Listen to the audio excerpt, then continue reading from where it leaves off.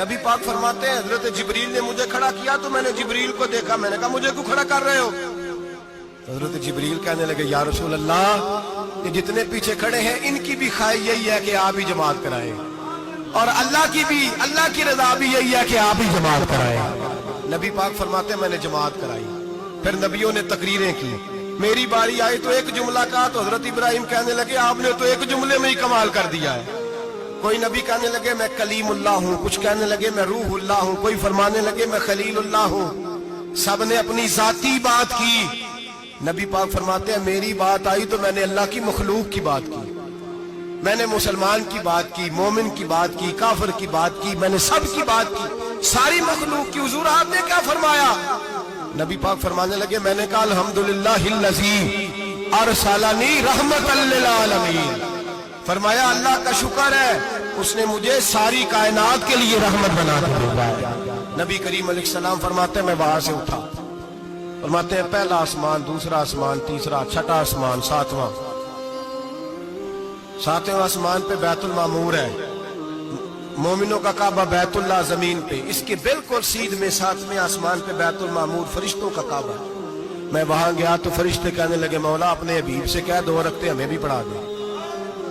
2 رکعتیں نبی پاک فرماتے ہیں 2 رکعتیں میں حتیم میں کعبے میں پڑھ کے گیا، پھر 2 رکعتیں مسجد اقصی میں پڑھی، پھر 2 رکعتیں میں نے بولیے 2 رکعتیں بیت المعمور میں کس کو پڑھائی؟ فرشتے کون ہیں؟ بولے تو جو نوریوں کے بھی امام ہیں۔ مولوی صاحب بڑے پریشان ہو جائے، کہتے نور نہ آکھو۔ میں کہ نیریا تینوں کی تکلیف ہوتی ہے، تیرے اندر بڑی اندھیرا ہے، کیا تکلیف ہوتی ہے تجھے نور حضور کو کہنے میں؟ کس چکر میں تو الجھ گیا ہے؟ جس نے ساری کائنات کو نور دے دیا اس کو نور نہ کہے؟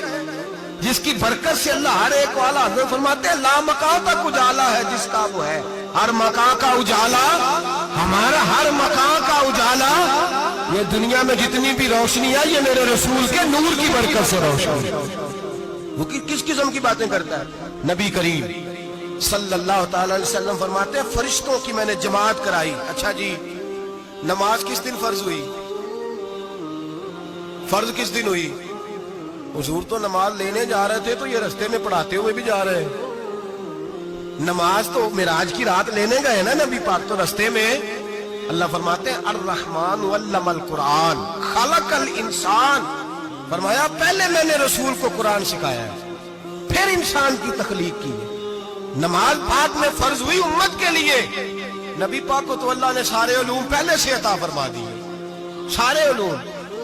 اس کا مطلب یہ بھی ہوا کہ نماز سے چھٹی مل سکتی، کعبے میں بھی نماز، بیت المقدس میں بھی، بیت المعمور میں بھی، بیت اللہ میں بھی، ہر جگہ ہی۔ تو جو بھاگنا چاہے نماز سے بھاگ سکتا، اس لیے کہ معراج میں جگہ جگہ نماز ہے، نماز ہی نماز ہے ہر جگہ۔ اللہ کے حبیب فرماتے ہیں بس 7ویں آسمان پہ گئے تو جبریل روک گئے، کوئی رہ فلک اتے یار گیا، ایک جا سدرا تے ہار گیا، ایک کالیاں زلفا والا سی جڑا لنگ عرشاں تو بھی پار گیا۔ نبی پاک فرماتے ہیں جبریل ٹھہر گئے، میں نے کہا چل، کہنے لگے یا رسول اللہ آگے گیا تو میرے پر جل جائیں گے۔ حالانکہ ملا رومی کہتے ہیں نہیں، اگر حضرت جبریل ساتھ جاتے تو کچھ بھی نہیں ہونا تھا، بلکہ جبریل کی موج لگ جانی تھی۔ اور ایک اور بات، جب یہاں حضور رکے نا تو نبی پاک نے فرمایا چل تو نہیں جاتا تو کوئی خواہش ہی بتا دے اپنی۔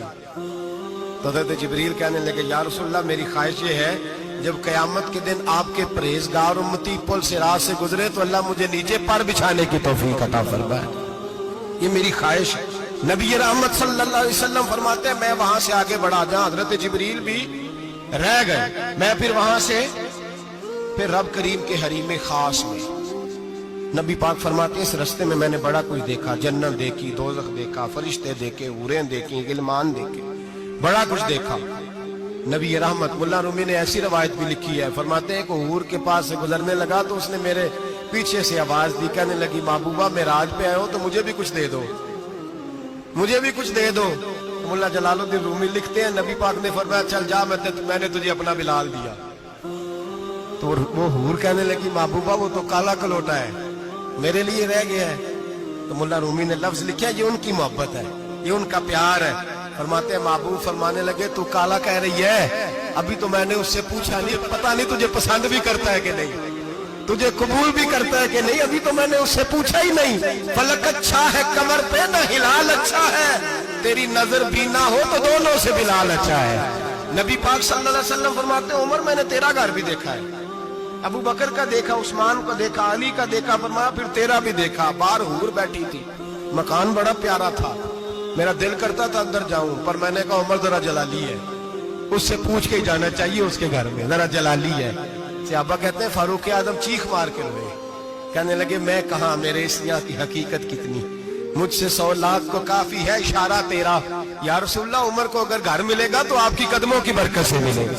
या रसूलल्लाह अब ये क्या फरमा रहे? नबी पाक फरमाते हैं मैं बारगाह खुदाबंदी में पहुंचा, बारगाह खुदाबंदी में पहुंचा, अल्लाह ने फरमाया अभी मेरे लिए क्या लाए हो?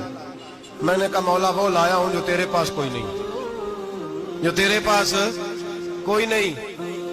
रब करीम को सारा पता है, फिर भी पूछता है महबूब मेरे पास क्या नहीं? फरमाया तेरे पास आजिज़ी लेके आया हूं, तुझसे बड़ा कोई नहीं, तू किसके आगे आजिज़ी करेगा, सबसे बड़ा तू है, मैं आजिज़ी लाया हूं। तो कहा भी मांग ले। ओ भाई बच्चे बड़े प्यारे होते हैं, लोग जब हाथ उठाते हैं ना तो मैंने देखा है माँ बाप अपने लिए बाद में मांगते हैं, औलाद के लिए। और बिलखुसूस जो बेटी होती है ना, बेटी मेरी भी एक बेटी है, वो लिपट जाती है, कहती है साहब गए थे तो लाए क्या हो? पहले जाने से पहले वादा करना पड़ता है कि जाने दो कुछ लेके आएगा, और जब आए तो आते ही तलाशी देनी पड़ती है कि साहब क्या लाए।